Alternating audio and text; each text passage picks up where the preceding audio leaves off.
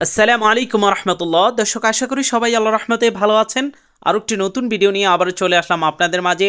আজকের ভিডিওতে আমরা কথা বলবো সৌদি আরবের জনপ্রিয় ওয়ালেট ইউআরপেতে আপনারা কিভাবে রিয়াল অ্যাড করবেন সৌদি আরবের যে কোনো ব্যাংকের কার্ড থেকে। তো এই বিষয়ে বিস্তারিত আলোচনা করব, কি আপডেট আছে।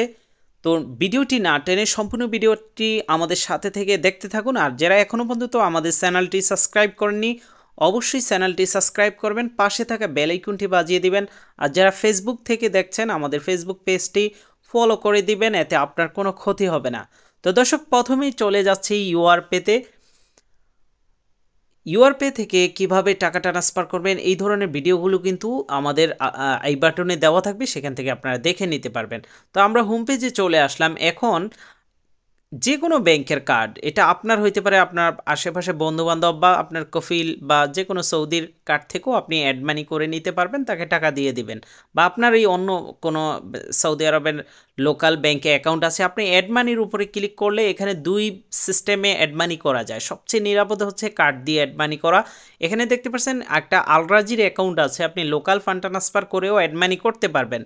তো সবচেয়ে নিরাপদ যতক্ষণ বলেছি, তাই কার্ডেরটা দেখাবো। অনেকে এই বিষয়ে জানতে চেয়েছেন, নতুন একটা এখানে আপডেট আসছে সে সম্পর্কে। তো কার্ডের উপরে আমরা যখন ক্লিক করব, তো প্রথমেই আপনাকে কত টাকা আপনি অ্যাড মানি করবেন সেটা এখানে টাইপ করে দিবেন। নিচে দেখতে পাচ্ছেন এক মাসে আপনি কত টাকা, সর্বোচ্চ 20,000 টাকা অ্যাড মানি করতে পারবেন, এর উপরে না। কিন্তু আমরা তো এত টাকা বেতন পাই না। তো দর্শক, এই যে অ্যাড মানির পরে এখানে সিবিবি চাচ্ছে, তো আমরা তো কার্ডই দিলাম না, সিবিবি। তো এটা আপনি আপনার আন্দাজ মতো দিয়ে দিবেন, যে কোনো 1 2 3 দিয়ে দিলেন। এরপর চেঞ্জ কার্ড, এখানে আপনি আপনার যদি কোনো কার্ড সেভ করা না থাকে অ্যাড মানি চলে আসবে। এই যে দেখতে পাচ্ছেন নিচে অ্যাড এ নিউ কার্ড এরকম আসবে।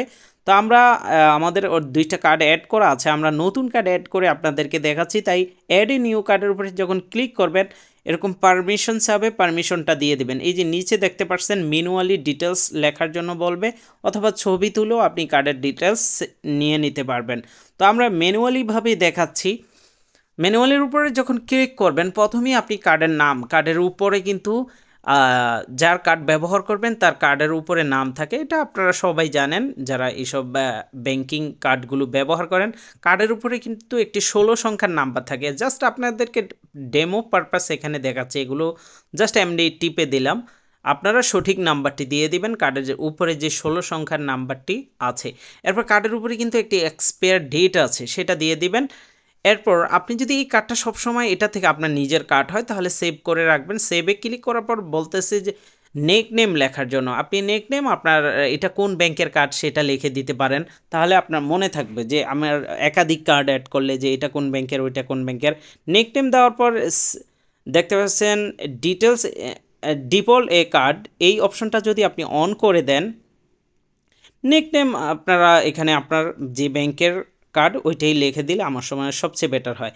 তো আপনারা এই অপশনটা যদি অন করে রাখেন, সবসময় অ্যাড মানি করলে সরাসরি এই কার্ড দিয়েই অ্যাড মানি করতে পারবেন, অথবা আপনি নিজেও ম্যানেজ চুজ করে নিতে পারবেন। তো সবসময় যদি আপনি চান তাহলে এটা অন করবেন, ডিফল্ট কার্ড এই অপশনটা অন করবেন। আর যদি সবসময় এটা দিয়ে না করতে চান, আলাদা আলাদা কার্ড থেকে এক এক সময় এক একটা করতে পারেন। এজন্য জাস্ট সেভ করে রাখতে পারেন, নিজের কার্ড হলে, অন্যদের কার্ড হলে সেভ করার দরকার নেই।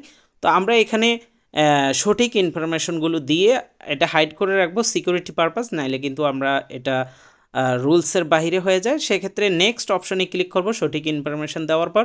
এবার কার্ডের পিছনে কিন্তু 3 সংখ্যার একটা সিবিবি নাম্বার থাকে, যে কার্ডের পিছনে 3টা নাম্বার থাকবে, সেটা দেওয়ার পর সঠিকটা দিবেন। এবার দেওয়ার পর দেখতে পাচ্ছেন এখানে আমাদের কার্ডেরটা দেখাচ্ছে। কনফার্মে যখন ক্লিক করবেন, আপনাকে নিয়ে যাবে কোথায়, যে ব্যাংকের কার্ড ইউজ করেছেন সেই ব্যাংকের ওয়েবসাইটে, এবং সেই ব্যাংকে একটা ওটিপি যাবে। দেখতে পাচ্ছেন আমরা ইউজ করেছি ব্যাংক আল জাজিরার কার্ডটি, ভিসা মাদা কার্ডটি। অনেকের শুধুমাত্র মাদা কার্ড আছে যেটাতে পিছনে সিবিবি নাই, তাহলে কিন্তু সেই কার্ড দিয়ে অ্যাড মানি করা যাবে না। তো দেখতে পাচ্ছেন খুব সুন্দরভাবে কিন্তু আমাদের 10 টাকা অ্যাড হয়ে গেছে। এবার ডান অপশানে ক্লিক করবো, আপনি এবার যে কাজের জন্য অ্যাড মানি করেছেন সেগুলো করতে পারবেন। আশা করি আপনারা দেখতে পেরেছেন, কিন্তু খুব সুন্দরভাবে অ্যাড মানি হয়েছে। দর্শক, যাবেন না, আরও একটু কথা আছে আপনাদের সাথে। সেটা হচ্ছে আপনাদের জন্য সুখবর। আপনারা যারা সাথে করে সিম কার্ড নিয়ে আসছেন রোমিং করে ব্যাংকিং ওটিপি বা বিকাশ নগদ এসব ব্যবহার করার জন্য রোমিং চালু করতে চান, আপনার কাছে যদি রবি, এয়ারটেল, গ্রামীণ বা বাংলালিংক সিম থাকে সেক্ষেত্রে আমাদের স্ক্রিনে দেওয়া হোয়াটসঅ্যাপ নাম্বারে আপনারা যোগাযোগ করবেন, শুধুমাত্র হোয়াটসঅ্যাপে। আর যাদের অলরেডি সিম কার্ড রোমিং করা আছে কিন্তু বিকাশ অ্যাপস ব্যবহার করতে পারছেন না, সেক্ষেত্রে অবশ্যই আমাদের থেকে সার্ভার আছে, এটা ভিপিএন না, এটা ডিএনএস। তো এই ডিএনএসের মাধ্যমে আপনি বিকাশ এবং উপায় খুব স্মুথলিভাবে সৌদি আরব বা যে যে দেশ থেকেই দেখছেন ব্যবহার করতে পারবেন। আর বিলিয়ন ব্যবহার করলে 10% আমাদের থেকে রিচার্জ করলে 10% ক্যাশব্যাক পাবেন। তো এই জন্য হোয়াটসঅ্যাপে যোগাযোগ করুন।